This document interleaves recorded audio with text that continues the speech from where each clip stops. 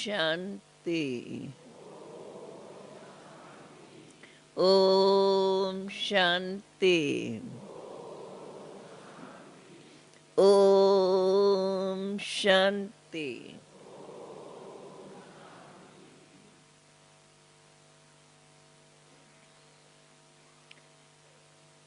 अभी जनवरी मास का योग तो शुरू किया। योग बच्चियों के साथ हम जरा मौन को भी याद रखें, आवाज में कम आवे। है याद? है याद? हाँ, जो भट्टी में बैठे होंगे उन्होंने तो फिर भी ध्यान रखा होगा, पर टोटल हम सबको। वैसे तो हम साधारण रीति से चलते हैं, वैसे तो जनरल भी हमें अपने पर ये ध्यान रखना है, फिर भी इधर उधर सेवाओं में होने से हम जरा वाचा में अधिक आ जाते हैं। जरा इस बात का भी ध्यान रखेंगे। आज हम पहले ही 18 जनवरी का शुभ संकल्प, पहला सप्ताह शुभ भावनाओं के वाइब्रेशंस फैलाओ, और दूसरा सप्ताह अभी कौन सी प्रैक्टिस बाबा ने दी है? हाँ, क्या याद करके करो? अपने पूर्वजों को याद करके, अपना भी पूर्वज स्वरूप और पूर्वजों के जीवन को याद करते हुए, उस चरित्र और उन बातों को याद करते हुए फिर पवित्रता के वाइब्रेशंस फैलाओ। तो आज का शुभ संकल्प, अपने पूज्य स्वरूप में स्थित हो, अपने पुकारते हुए भक्तों को संतुष्टता का दान दो, असंतुष्ट आत्माओं को सुख शांति पवित्रता व ज्ञान की अंजलि दो। समझ में आ गया? अपने अपने पूज्य स्वरूप में स्थित हो, अपने पुकारते हुए भक्तों को संतुष्टता का वरदान दो, असंतुष्ट आत्माओं को सुख शांति पवित्रता व ज्ञान की अंजलि दो। आज की मुरली बाप दादा बोले, मीठे बच्चे, रूहानी सर्जन तुम्हें ज्ञान योग के फर्स्ट क्लास वंडरफुल खुराक खिलाते हैं। ज्ञान योग की फर्स्ट क्लास वंडरफुल खुराक। कौन सी वंडरफुल खुराक? उसमें बाबा ने क्या क्या बताया होगा वो सोच लेना। यही रूहानी खुराक एक दो को खिलाते, ये सबकी खातिरी करते रहो। मुरली का प्रश्न, विश्व का राजभाग लेने के लिए कौन सी एक मेहनत करो? एक मुख्य मेहनत कौन सी? एक मुख्य मेहनत कौन सी? आता है जवाब? हाँ, एक मुख्य मेहनत देखना, दो शब्दों का जवाब। पक्की पक्की वो आदत डालो।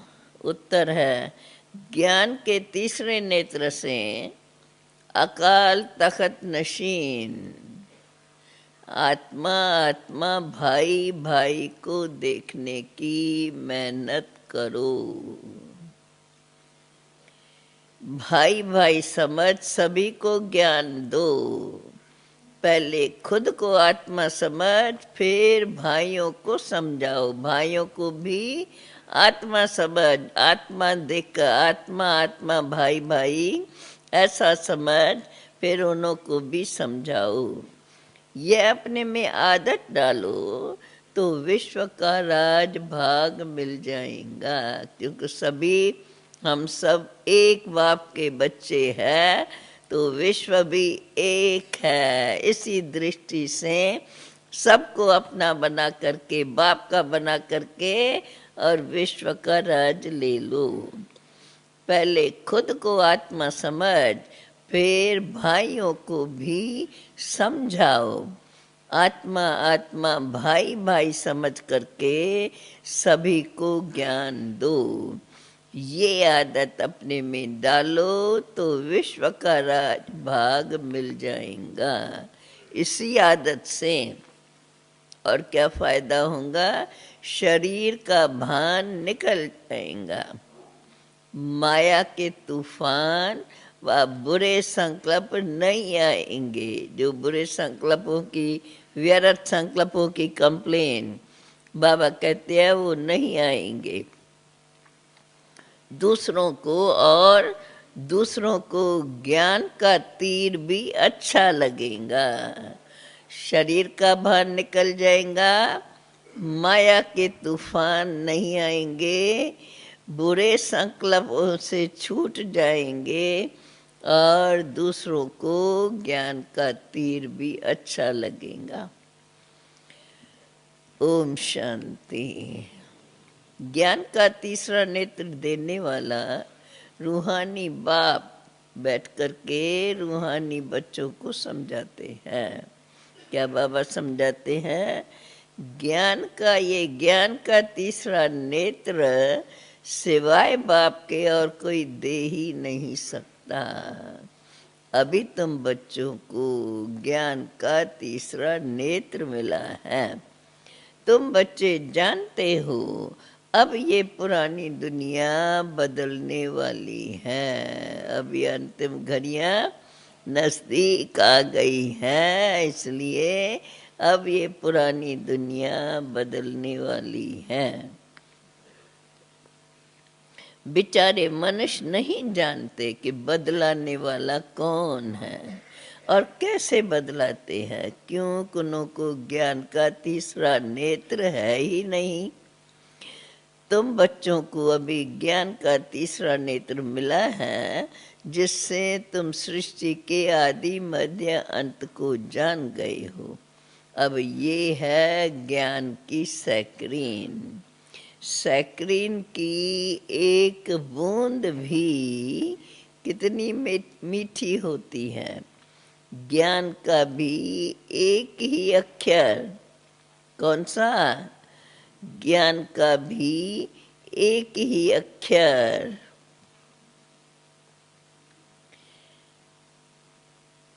बेचारे मनुष्य नहीं जानते कौन बदलाने वाला है और कैसे बदलाते हैं, क्योंकि उनको ज्ञान का तीसरा नेत्र है ही नहीं। तुम बच्चों को अभी ज्ञान का तीसरा नेत्र मिला है, जिससे तुम सृष्टि के आदि मध्य अंत को जान गए हो। ये है ज्ञान की सैक्रीन। सैक्रीन की एक बूंद भी कितनी मीठी होती है। ज्ञान का भी एक ही अक्षर है, कौन सा? कौन सा स्मृति का अक्षर, जिससे बाप की याद आ जाए? मन मना भव। अपने को आत्मा समझ बाप को याद करो। बाप शांति धाम और सुख धाम का रास्ता बता रहे हैं। बाप आए हैं बच्चों को स्वर्ग का वर्षा देने के लिए, तो बच्चों को कितनी खुशी रहनी चाहिए। कहते भी है, खुशी जैसी खुराक नहीं। जो सदैव खुशी मौज में रहते हैं, उनके लिए वो जैसी खुराक है। 21 जन्म मौज में रहने की ये जबरदस्त खुराक है। कौन सी? बस मन मना भव याद करो, और उससे क्या क्या याद आएगा? अपने को आत्मा आत्मा याद आएंगी, बाप याद आएगा, और घर भी याद आएगा तो वर्षा भी याद आएगा। कहते भी है खुशी जैसी खुराक नहीं। जो सदैव खुशी मौज में रहते हैं उनके लिए वो जैसी खुराक होती है।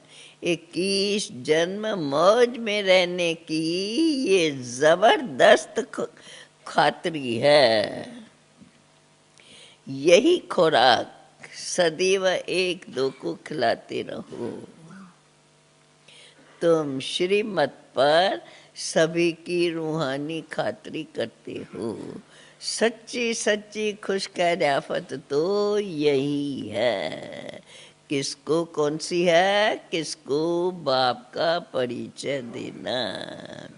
बाबा कहते हैं मीठे बच्चे जानते हैं बेहद के बाप के द्वारा हमको जीवन मुक्ति की खुराक मिलती है। सतयुग में भारत जीवन मुक्त था, पावन था।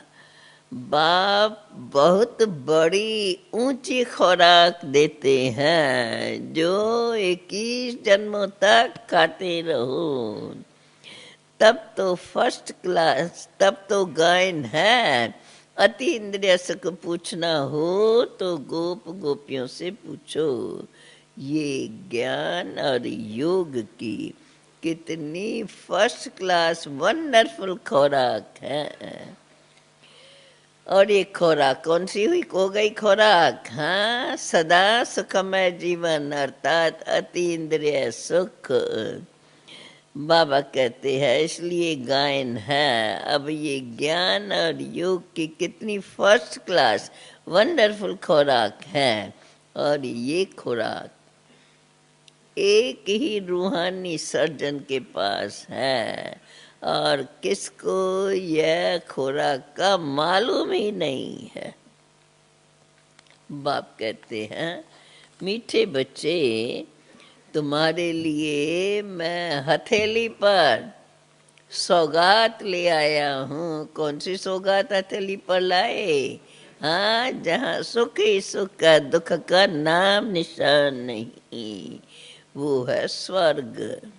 और बाबा ने क्या बताया है? मुक्ति और जीवन मुक्ति की यह सौगात तो मेरे ही पास रहती है, क्योंकि मेरे सिवाय कोई मुक्ति जीवन मुक्ति दे ही नहीं सकता है।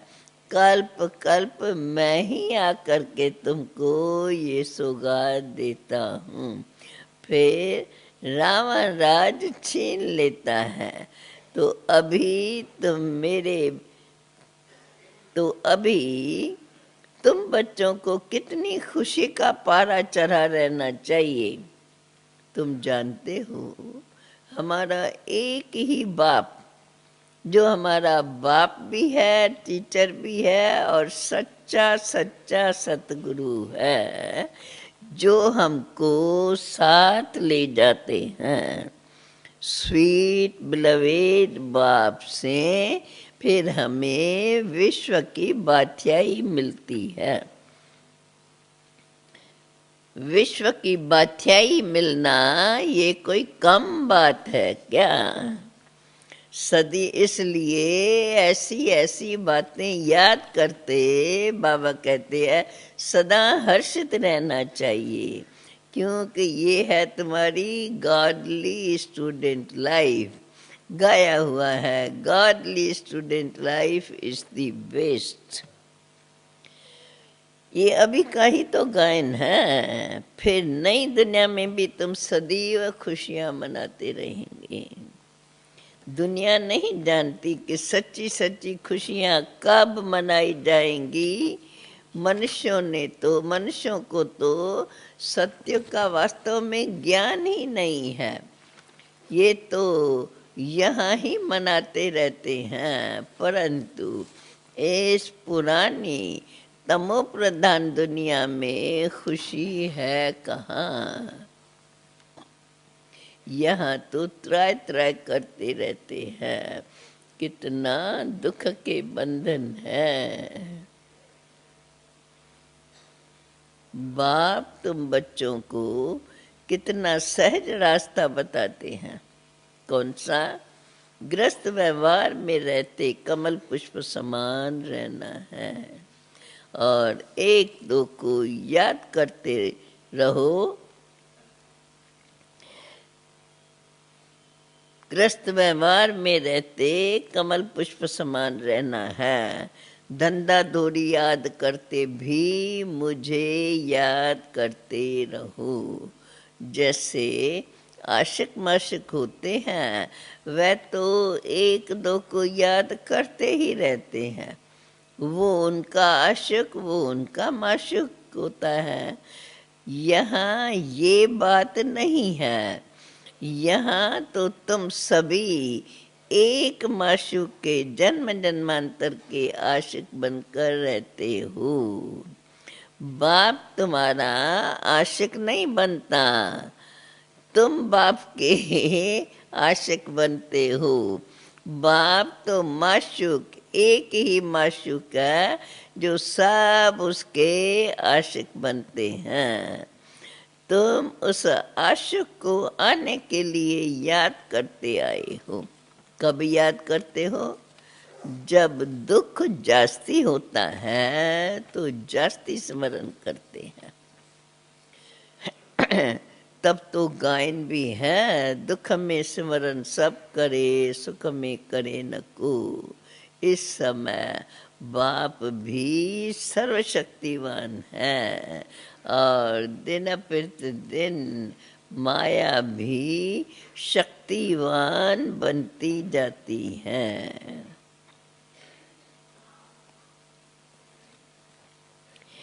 इसलिए अब बाप कहते हैं, मीठे बच्चे देही अभिमानी बनो।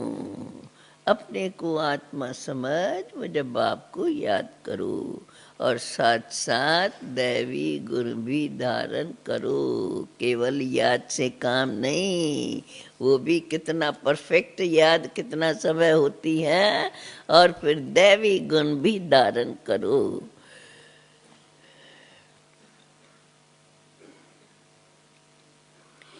इस समय बाप भी सर्वशक्तिवान है, माया भी सर्वशक्तिवान तमो प्रधान होती जाती है। इसलिए अब बाप कहते हैं, मीठे बच्चे अब तो देही अभिमानी बनो। अपने को आत्मा समझ मुझे बाप को याद करो और साथ साथ दैवी गुण भी धारण करो, तो तुम ऐसे लक्ष्मी नारायण जैसे बन जाएंगे। इस पढ़ाई में मुख्य बात है ही याद की। ऊंचते ऊंच बाप को बहुत प्यार और स्नेह से याद करना चाहिए। वो बाप ही तो नई दुनिया स्थापन करने वाला है। बाप कहते हैं, मैं आया हूँ तुम बच्चों को विश्व का मालिक बनाने। इसलिए अब मुझ बाप को याद करो तो तुम्हारे अनेक जन्मों के पाप कट जाएंगे। बुलाते भी तो पतित पावन बाप को ही है। अब बाप आए हैं तो जरूर पावनपन तो बनना पड़े। बाप ही दुख हरता सुख करता है। बरोबर सत्युग में पावन दुनिया थी तो सभी सुखी थे। अब बाप फिर से कहते हैं, बच्चे शांति धाम और सुख धाम को याद करते रहो। अभी है संगम युग, खेवैया तुमको इस पार से उस पार ले जाते हैं। नैया कोई एक नहीं, सारी दुनिया जैसे बड़ा झार है। उस सारे झार को बाप पार ले जाते हैं।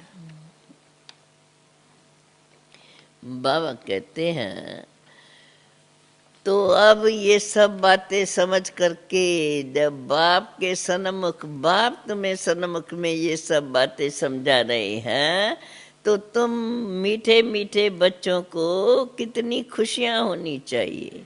तुम्हारे लिए तो सदैव खुशी ही खुशी है। याद करो, बेहद का बाप तुमको पढ़ा रहे हैं। वाचा वाह क्या पढ़ा रहे हैं। वाह, ये तो कब सुना नहीं था, न पढ़ा था। क्या नहीं सुना था? भगवानो वाचा। भगवानो वाचा कभी सुना था? अब तो बाप स्वयं आके कहते हैं भगवानो वाचा, मैं तुमको राजयोग सिखलाने आया हूँ। तुम रूहानी बच्चों को राजयोग सिखला करके तुम रूहानी बच्चों को राजयोग सिखला रहा हूँ, तो तुम्हें पूरी रीत सीखना चाहिए और धारणा करनी चाहिए। पूरी रीत पढ़ना चाहिए। पढ़ाई में भी तो नंबरवार सदैव होते ही हैं। तो अब अपने को देखना है, मैं उत्तम ते उत्तम हूँ या मध्य हूँ, या फिर मध्य के बाद क्या आएगा? हाँ? उत्तम, मध्यम और फिर तीसरा नंबर कनिष्ठ। बाप कहते हैं अपन को देखो, मैं ऊंच पद पाने के लायक हूँ। मैं आया ही हूँ इसी सर्विस के लिए। रोज सर्विस करता हूँ, इसलिए ही तो ये रथ लिया है। इनका रथ बीमार पड़ जाता है। अगर इनका रथ बीमार पड़ जाता है तो बाप कहते हैं मैं इनमें बैठ मुरली लिखता हूँ। मुख से तो बोल नहीं सकते, तो मैं लिख देता हूँ ताकि बच्चों के लिए मुरली मिस न हो। तो मैं भी सर्विस पर तत्पर हूँ ना। अब ये तो है रूहानी सेवा।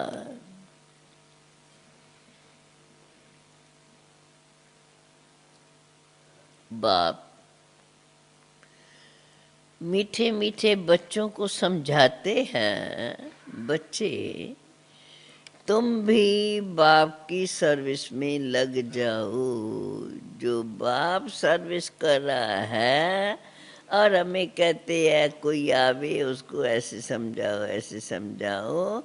अभी बाबा कहते हैं कि मैं भी इसी सेवा के लिए आया हूँ, तो तुम बच्चे भी इस बाप की सर्विस में लग जाओ। कहते भी हो ना, ऑन गॉड फादरली सर्विस। सारे विश्व का मालिक बाप है, जो ही तुमको विश्व के बादशाही दिन का, जो ही तुमको विश्व के बादशाही का मालिक बनाते हैं। इसलिए जो अच्छा पुरुषार्थ करते हैं उनको तो महावीर कहा जाता है। देखा जाता है कौन कौन महावीर है जो बाबा के डायरेक्शन पर चलते हैं। कौन अपन को महावीर समझते हैं? जरा हाथ तो उठाना। सभी तो नहीं उठा सकते हैं। सभी का उठाना मना अपने को चेक करना नहीं जानते। अच्छा, बाबा कहते हैं जो अच्छा पुरुषार्थ करते हैं उनको महावीर कहा जाता है। देखा जाता है कौन महारथी है जो बाबा के डायरेक्शंस पर चलते हैं। बाप का फरमान है अपने को आत्मा समझ, भाई भाई देखो, इस शरीर को भूल जाओ। बाबा भी इन शरीरों को नहीं देखते हैं, अपने को आत्मा समझ। और फिर बाबा कहते हैं मैं तुम आत्माओं को देखता हूँ। मैं इन शरीर को नहीं देखता। बाकी ये तो ज्ञान है सबको, आत्मा शरीर के बगैर बोल नहीं सकती। मैं भी तो इस शरीर में आया हूँ, शरीर का लोन लिया है, शरीर के साथ ही तो आत्मा भी है। आत्मा ही पढ़ती है, आत्मा ही सुनती है, आत्मा ही समझती है।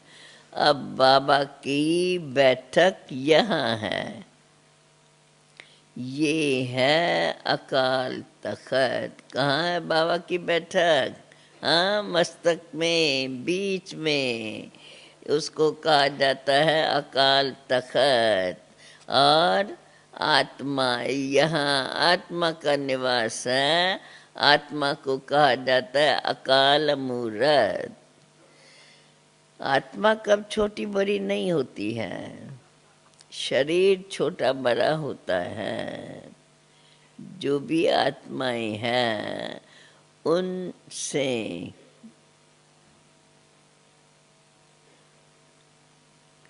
बाबा कहते हैं जो भी आत्माएं हैं उन सभी का तख्त यही है। इसको अकाल तख्त कहते हैं।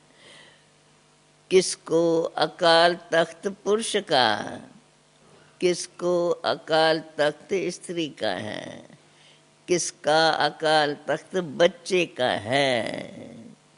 बाप बैठ ये रूहानी ड्रिल बच्चों को सिखलाते हैं।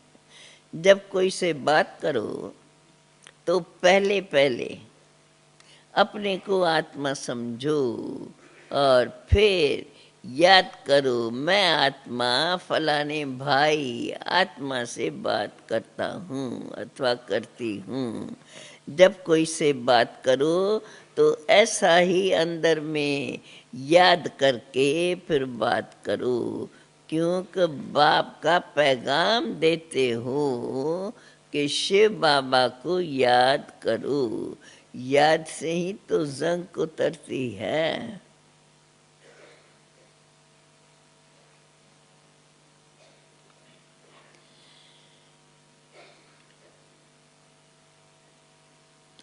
सोने में जब अलाय पड़ती है तो सोने की वैल्यू ही कम हो जाती है।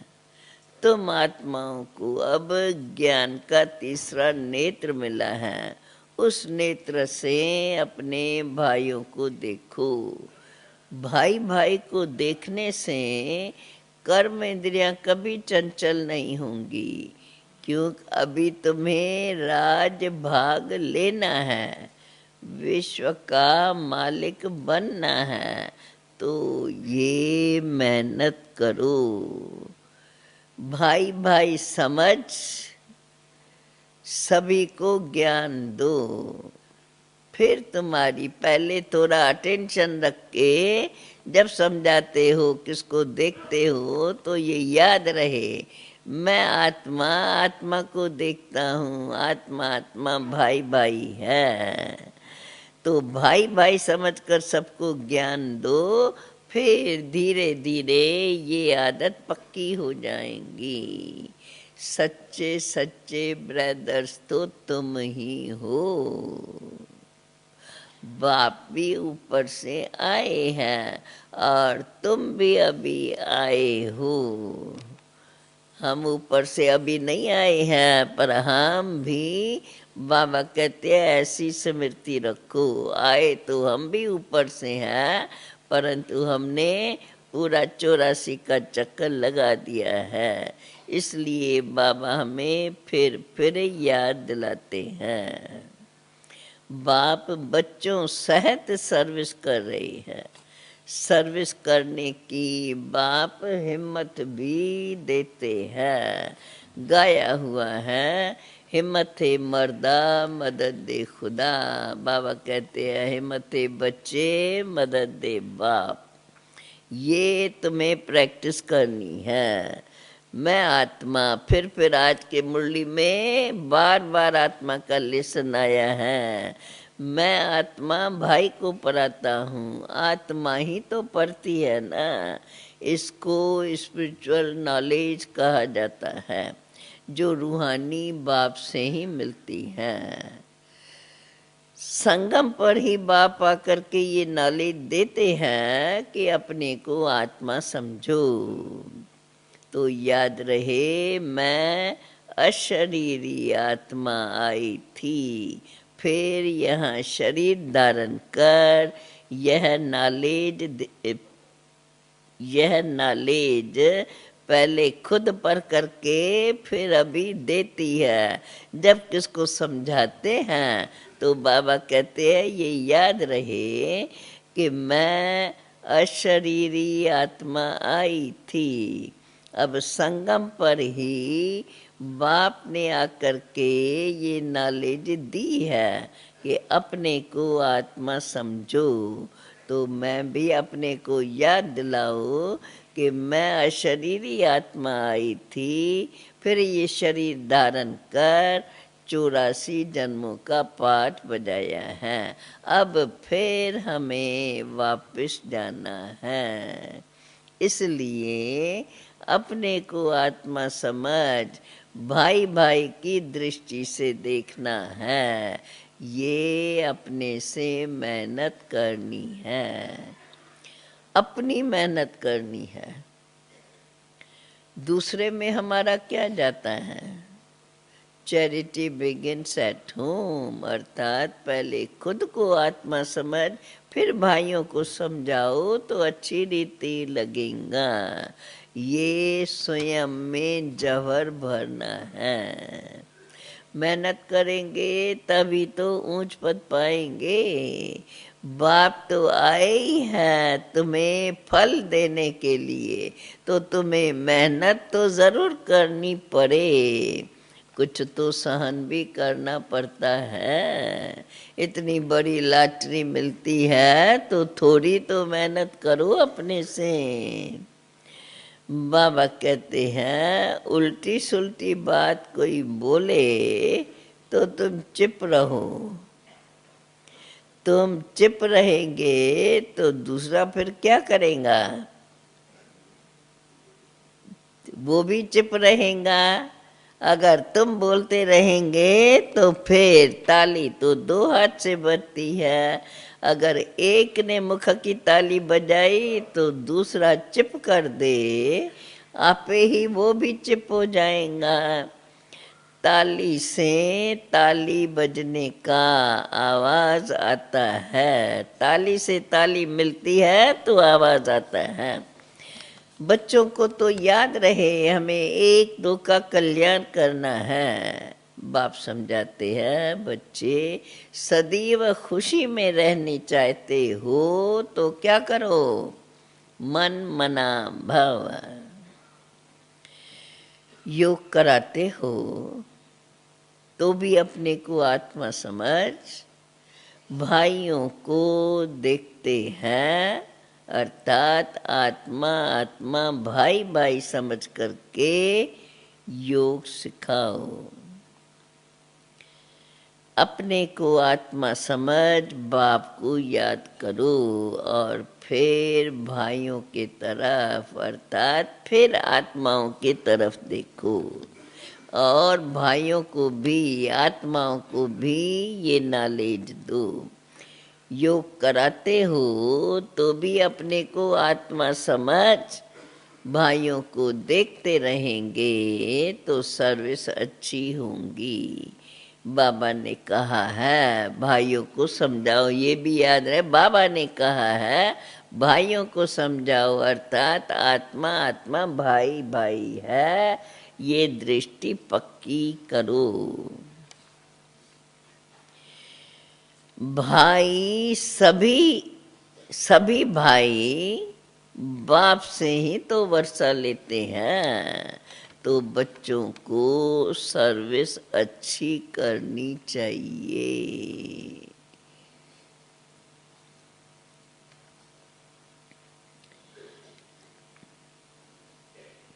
अपने को आत्मा समझ भाइयों को देखते रहेंगे तो सर्विस अच्छी होंगी।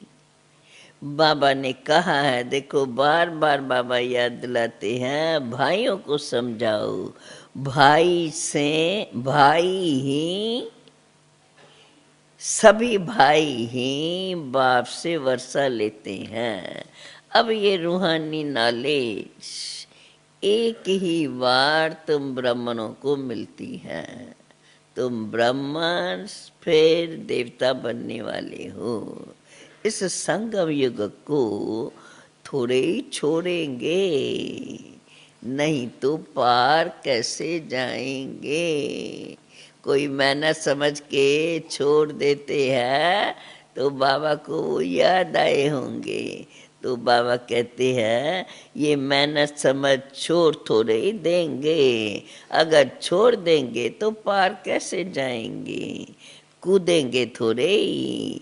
ये तो वंडरफुल संगम युग है। तो बच्चों को रूहानी यात्रा पर रहने की आदत डालनी है। तुम्हारे ही फायदे की बात है। बाप की शिक्षा फिर तुम्हें भी भाइयों को देनी है। आत्मा आत्मा भाई भाई है ना, तो बाबा उस भाषा में बोल रहे हैं। बाप कहते हैं मैं तुमको अभी, मैं तुम आत्माओं को ज्ञान दे रहा हूँ। देखो लाइन, एक एक लाइन में आत्मा आत्मा आ रही है। आत्मा को ही देखता हूँ। मनुष्य मनुष्य से बात करेंगे तो उनके मुंह को देखेंगे, और तुम आत्मा से बात करते हो तो तुमको आत्मा को ही देखना है। आत्मा को कहाँ देखेंगे, बिरकुटी के तरफ ही देखना है। बल शरीर के द्वारा ज्ञान देते हो, परंतु इसमें शरीर का भान तोड़ना होता है। तुम्हारी आत्मा समझती है परमात्मा बाप हमको ज्ञान दे रही है। बल ज्ञान देते शरीर के द्वारा है, परंतु इसमें शरीर का भान तोड़ना होता है। तुम्हारी आत्मा भी समझती है परमात्मा बाप हमको ज्ञान दे रहे हैं। बाप भी कहते हैं मैं तो तुम आत्माओं को ही देखता हूँ। आत्माएं भी कहती है हम बाप परमात्मा को देख रहे हैं, उनसे ही नॉलेज ले रहे हैं। इसको कहा जाता है स्पिरिचुअल ज्ञान की लेन देन। आत्मा की आत्मा के साथ, आत्मा में ही तो ज्ञान है और आत्मा को ही ज्ञान देना है। देखो घड़ी घड़ी बाबा ने हमें आत्मा का लेसन पक्का कराया है। ये जैसे जहर है, जैसे तलवार जहर में कहते हैं ना, तलवार में जहर होता है, माना इतनी तेज होती है। तुम्हारे ज्ञान में ये जबर भर जाएगा। आत्मा आत्मा भाई भाई, मैं आत्मा आत्मा को देखता हूँ, आत्मा को ज्ञान सुनता हूँ, ये याद करके करेंगे तो जैसे कि तुम्हारे ये ज्ञान में ये जबर भर जाएगा। फिर किसको भी समझाने से उनको झट तीर लग जाएगा। बाबा कहते हैं बच्चे जहाँ भी जाओ ये प्रैक्टिस करते रहो।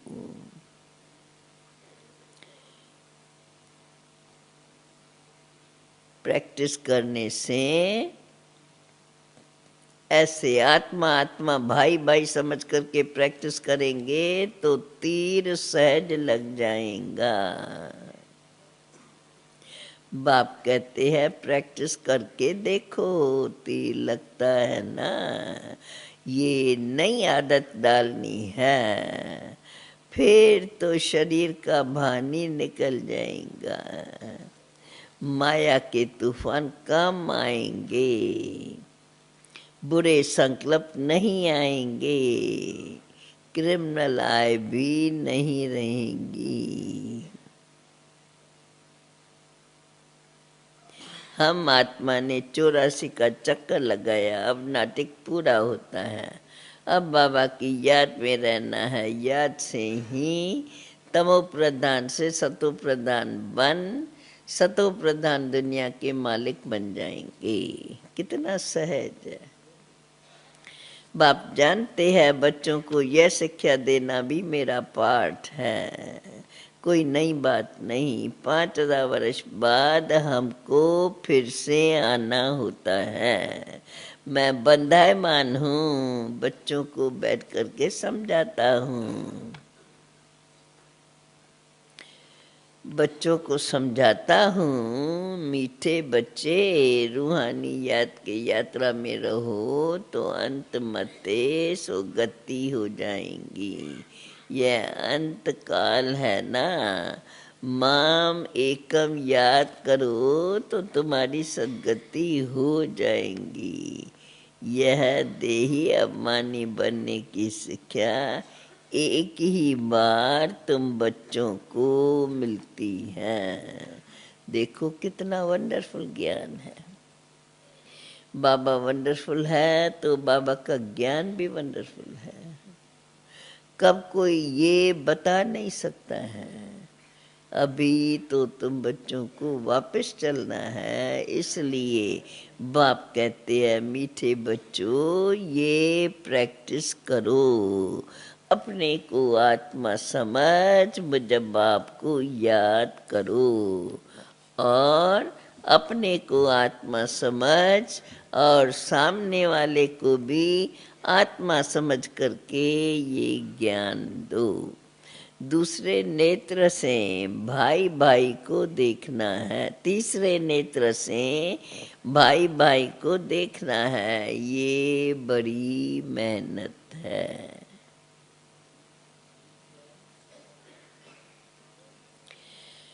अच्छा, मीठे मीठे सिकिल दे बच्चों प्रेत मात पिता बाप दादा का याद प्यार और गुड मॉर्निंग। रूहानी बाप की रूहानी बच्चों को नमस्ते।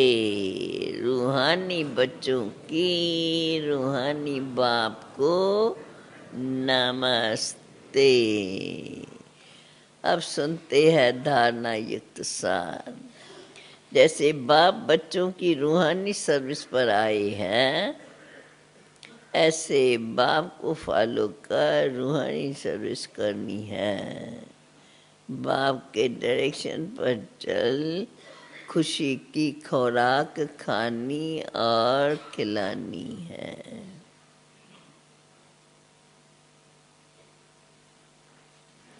आज का वरदान, एक स्थान पर रहते अनेक आत्माओं की सेवा करने वाले लाइट माइट संपन्न भव। एक स्थान पर रहते अनेक आत्माओं की सेवा करने वाले लाइट माइट संपन्न भव। जैसे लाइट हाउस एक स्थान पर स्थित होते दूर दूर की सेवा करता है, ऐसे आप सभी एक स्थान पर होते अनेकों की सेवा अर्थ निमित्त बन सकते हो। इसमें सिर्फ लाइट और माइट से संपन्न बनने की आवश्यकता है। मन बुद्धि सदा व्यर्थ सोचने से मुक्त हो। मन मना भव के मंत्र का सहज स्वरूप हो। मनसा शुभ भावना श्रेष्ठ वृत्ति और मनसा श्रेष्ठ भावना, मनसा शुभ भावना श्रेष्ठ वृत्ति और वाइब्रेशन से संपन्न हो तो यह सेवा सहज कर सकते हो।